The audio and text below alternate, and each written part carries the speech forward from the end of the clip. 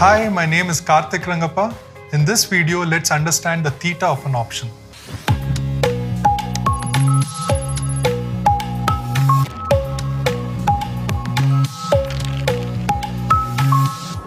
Think about this. There is an average student trying to prepare for a competitive exam. There are 3 months' time, so this student has enough time to prepare for the exam. What is the likelihood that he or she is likely to clear this exam? Well, the chances are fairly high because there is ample time to study. Let's change the situation a bit. It's the same student trying to prepare for the exam, but instead of 3 months, there's only 1.5 months. What do you think are the chances? Well, 1.5 months is still a fair amount of time. It may not be very high, but the chances are still about okay. Now let's change the equation completely. Let's assume that the student has only 15 days to prepare. What do you think is the chance of this student clearing the exam? 15 days is not good enough. Maybe the student will not clear the exam. What am I trying to say here? Well, when there is more time for preparation, higher is the chance of the student clearing the exam. Keep that in perspective and let's talk about stocks now. Consider this. Reliance as of today is trading at 2,550. What do you think is the chance of Reliance expiring at 2,600 in 30 days time? Well, there are 30 days time. The chance or the likelihood of Reliance moving from 2,550 to 2,600 is fairly high. Let's change this. What if there was only 15 days? Well, it may still be possible that Reliance would move to 2,600. I wouldn't be as convinced as I would be when there was 30 days time. Now, what if I told you there's only 5 days and what is the likelihood that Reliance would move from 2,550 to 2,600? Well, the chances are extremely slim. What am I trying to convey here?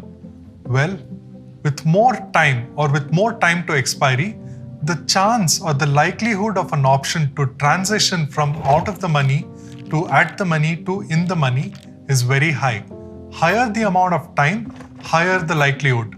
Lower the amount of time, lesser is the likelihood. Now, with this in mind, place yourself in the shoe of an option seller. When you sell an option, what is it that you really expect? Of course, you as an option seller would expect that the option that you're selling will expire worthless so that you can retain all the premium that the buyer has given you. Now, if there are 30 days to expiry and you decide to write an option, what kind of premium would you expect? Obviously, you would expect a very high premium because you know that there are 30 days to expiry and the likelihood of the option that you've written transitioning from, let's say, at the money or out of the money all the way to in the money is very high.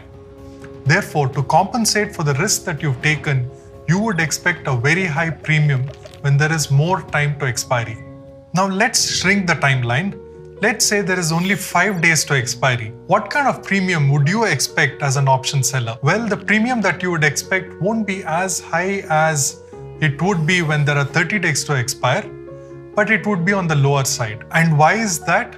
Because you know that there are only 5 days to expiry and the chance of the option transitioning from, let's say, out of the money to in the money is very low. Hence, the risk that you're taking is lesser. Therefore, you would expect a lower premium for this. Well, you can generalize this. With more time to expiry, the option sellers would expect a very high premium. As you start marching towards expiry, as you start approaching the expiry, the expectation of option sellers reduces, therefore they expect lower and lower premium. In other words, the option premium drops as you approach expiry. This rate of change of premium with respect to time is called the theta of an option. Here is something interesting. Whenever you look at the option premium, try and break it down into two components, the intrinsic value of that option and the time value of that option. The intrinsic value of an option is the value you would get out of that option if you were to exercise that option right now. Let's take an example to understand this better. In my watch list, I have Infosys here. Infosys is roughly trading at 1680 And the call option of Infosys with strike price of 1660 is trading at 58 rupees. Now assume that I have a right to exercise the 1660 call option right now. If I were to do that, what is the amount of money that I will make? Well, it's fairly straightforward. All I have to do is take the difference between the spot and the strike. In this case, 1660 and 1680, difference is 20. So 20 rupees is what I will realize if I were to exercise this call option right now. This is also called the intrinsic value. But the premium, as you can see, is at 58 rupees.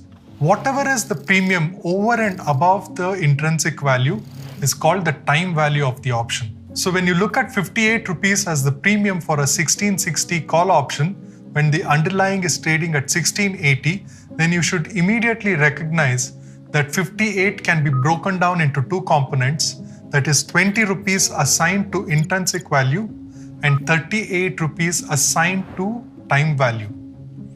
Remember, there is 30 more days for expiry, hence the time value is very high here. But recollect, I mentioned earlier that as we approach expiry, the value of the option declines. This is true. All else equal, the value of an option tomorrow will always be lesser compared to the value of option today. This value is reduced from the time value component of the premium. Let me explain. Assume the 1660 call option has a theta of 0.5. What this is trying to tell me is tomorrow, if all else is equal and nothing changes, then the time value component will eat away 0.5 from 38 rupees. Therefore, the new premium tomorrow will be 20 plus 37.5. Of course, as we approach closer to the expiry, theta increases. As of today, it may be 0.5. But as we approach expiry, this can be as high as 5 or 6 or even 10. For this reason, traders often refer to options as a depreciating asset. And you should probably recognize theta always works in the favor of an option seller and works against an option buyer. So far, we've looked at the delta, gamma, and the theta of an option. In the next video, let's look at the last Greek, which is the vega of an option. Key takeaways from this video are: